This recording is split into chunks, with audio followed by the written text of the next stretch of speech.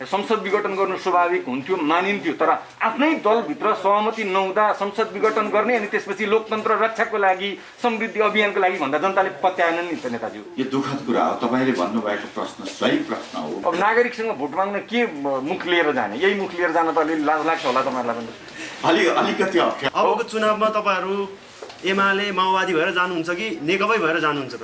हामी नेकपा भएर जाने कोसिस गर्छौँ। अझै पनि तपाईँहरूलाई विश्वास छ एक भएर जान्छौँ? कोसिस गर्छौँ नेकपा भएर। त्यो नेकपा सूर्य चिन्ह लिएरै हामी निर्वाचनमा जान्छौँ। ठुलो पङ्क्तिले त्यही नेकपालाई जसलाई हामीले नेतृत्व गर्छौँ त्यसैलाई विश्वास गर्नुहुन्छ। हामी यसमा ढुक्क ठिक छ, जनताले जे जनादेश प्राप्त गर्नु दिनुहुन्छ हामीलाई, हामी त्यसलाई स्वीकार गर्छौँ। हामीलाई विश्वास छ जनताले फेरि पनि हामीले अवसर दिनुहुन्छ। यहाँले समृद्धि अभियानको कुरा गर्नुभयो होइन? समृद्धि अभियान त अब त पूर्णविराम लाग्यो नि, किनकि समृद्धिको लागि छुट्याएको बजेट त निर्वाचनमा लगानी गर्नुपर्ने भयो। अर्को कुरा, यहाँले समृद्धि र लोकतन्त्रका लागि पटक पटक त्यो शब्द उच्चारण गर्नुभएको छ। समृद्धि र लोकतन्त्रका लागि नेपालको व्यवस्थापिका संसद बाधक भयो, त्यही भएर विघटन गरियो। जवाफ यही हो? परिणाममा त्यही भन्नु पर्यो।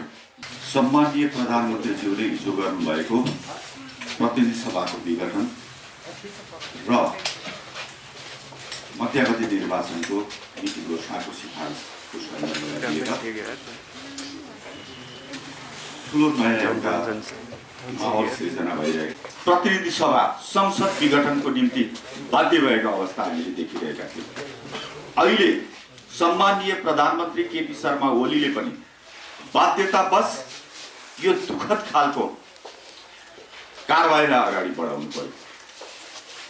पार्टी भित्रै रहेका केही नेताहरूका कारण उहाँहरूले सरकारले गरेका कामको कुनै पनि समयमा जस नदिने, अगाडि बढ्न नदिने, खुट्टामा अल्झो मात्रै राख्ने, हलो अड्काउने, गोरु पड्काउने, जति बेला पनि बाह्य आक्रमण सहन सजिलो हुन्छ, आन्तरिक आक्रमण गाह्रो हुन्छ। किन भन्ने आउला, तर नेपालको राजनीतिमा सबै पार्टीहरूमा यो छ। नेपालको राजनीतिक इतिहासलाई हेऱ्यो भने धेरै अगाडिदेखि यस्ता षड्यन्त्रहरू चलिरहेको छ। अहिले ओली सरकार पनि त्यो षड्यन्त्रको शिकार बनेको थियो। बाध्य भएर उहाँले यो एउटा दुःखद कडा कदम चाल्नु पर्यो।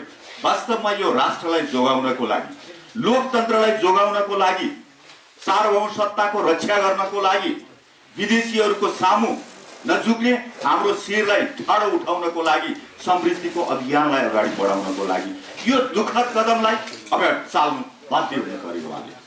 यदि त्यस्तो नगर्ने हो भने अब योभन्दा पछाडिका सिन करिब करिब कब्जामा जाने, सार्वभौम सत्ताको रक्षा नहुने, कसैको इसारामा खेलमा दौडिने, समृद्धिका अभियानहरूलाई अवरुद्ध पार्ने यो परिस्थिति टड्कारो रूपमा देखिएको छ। भोलिको सिनले स्टेप बाई स्टेप ती कुराहरू हामीलाई बताएको छ। कब्जा निरङ्कुशताको दाउ कसैले खेल्दैछ, त्यसैलाई रोक्नको लागि, लोकतन्त्रलाई बचाउनको लागि, जनतालाई बचाउनको लागि उहाँले यो दुःखद कदम अगाडि बढाउनु भएको। अब यो संवैधानिक छ कि छैन भन्ने विषयमा संविधानले बताएको छ, यो त प्रधानमन्त्रीको विशेष अधिकारको कुरा हो। संविधानको धारा 85 ले त्यही कुरा किटान गरिदिएको छ। संविधानको धारा 76 को 7 ले यही विषयलाई प्रधानमन्त्रीले विघटन गर्न सक्छ भन्ने विषयलाई किटान गरिदिएको छ। प्रधानमन्त्रीले यो संसदको जुन विघटन गर्नुभएको छ यो ताजा जनादेशको लागि हो। लोकतन्त्रमा ताजा जनादेशको आवश्यकता छ।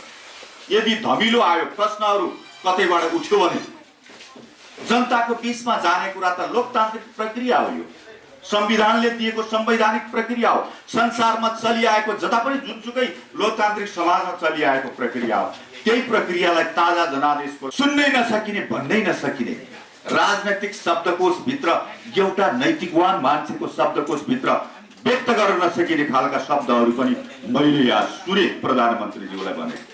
तर मलाई लाग्छ राजनीतिक शब्दकोशमा यस्ता फोहोरी शब्दहरू हुँदैन। म त्यस्तो शब्दहरूलाई उहाँको स्तर के हो त्यही शब्दले बताए, म यति मात्रै भन्छु। उहाँको उद्देश्य के हो त्यही शब्दले बताए, हैसियत के हो त्यही शब्दले बताए। म ती शब्दहरू प्रयोग नगरौँ, तपाईँहरू सबैले सुनिबस्नु भएको छ।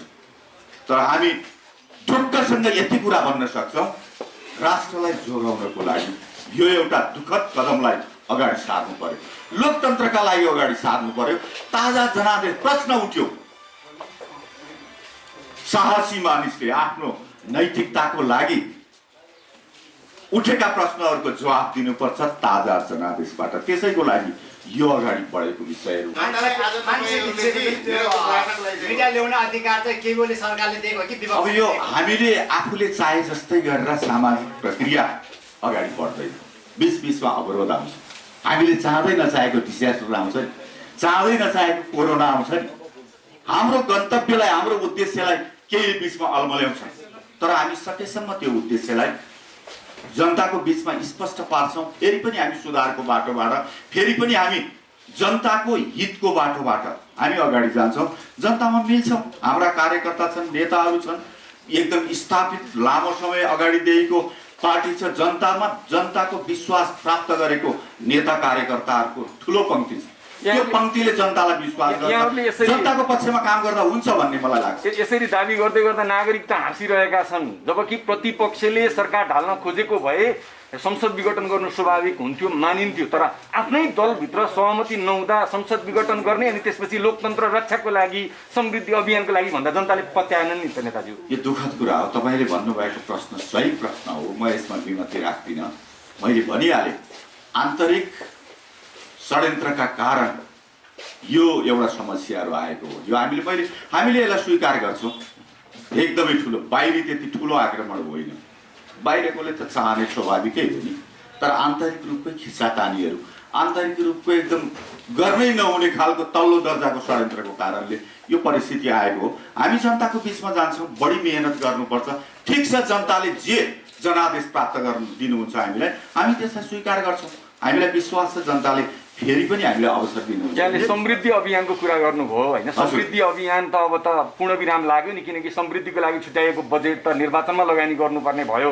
अर्को कुरा, यहाँले समृद्धि र लोकतन्त्रका लागि पटक पटक त्यो शब्द उच्चारण गर्नुभएको छ। समृद्धि र लोकतन्त्रका लागि नेपालको व्यवस्थापिका संसद बाधक भयो, त्यही भएर विघटन गरियो।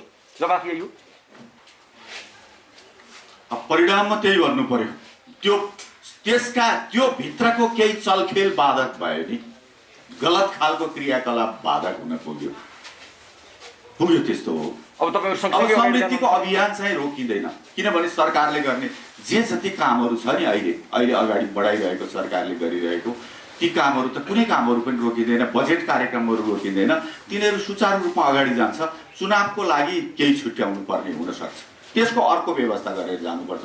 सरकारले सक्छ नि, विकास निर्माणको कामहरू रोकिँदैन, कार्यक्रमहरू रोकिँदैन, आयोजना। नेताजी, अबको चुनावमा तपाईँहरू एमाले माओवादी भएर जानुहुन्छ कि नेकपा भएर जानुहुन्छ त? हामी नेकपा भएर जाने कोसिस गर्छौँ। अझै पनि तपाईँहरूलाई विश्वास छ एक भएर कोसिस गर्छौँ नेकपा भएर। त्यो नेकपा नै भएर हामी निर्वाचनमा जान्छौँ, सूर्य चिन्ह लिएरै हामी निर्वाचनमा जान्छौँ। ठुलो पङ्क्तिले त्यही नेकपालाई, जसलाई हामीले नेतृत्व गर्छौँ, त्यसैलाई विश्वास गर्नुहुन्छ। हामी यसमा ढुक्क दृढ छौँ, एकदम विश्वासी छौँ हामी यसमा। अब नागरिकसँग भोट माग्न के मुख लिएर जाने? यही मुख लिएर जान त अलिअलि लाज लाग्छ होला तपाईँहरूलाई पनि? अलिकति अप्ठ्यारो हुन्छ। हामी गर्दै थियो, अप्ठ्यारो हो, फेरि पनि तपाईँहरूको अगाडि आयो, भनिहाल्यो नि। हामी भएका सबै विषयलाई हामी प्रष्ट रूपमा जनताको बिचमा राखिदिनु, के कुरा लुक्याउनु पर्छ? तपाईँहरूले मिडिया मार्फत धेरै कुरा बाहिर लगिदिनु भएको छ, राम्रो काम गर्नुभएको छ।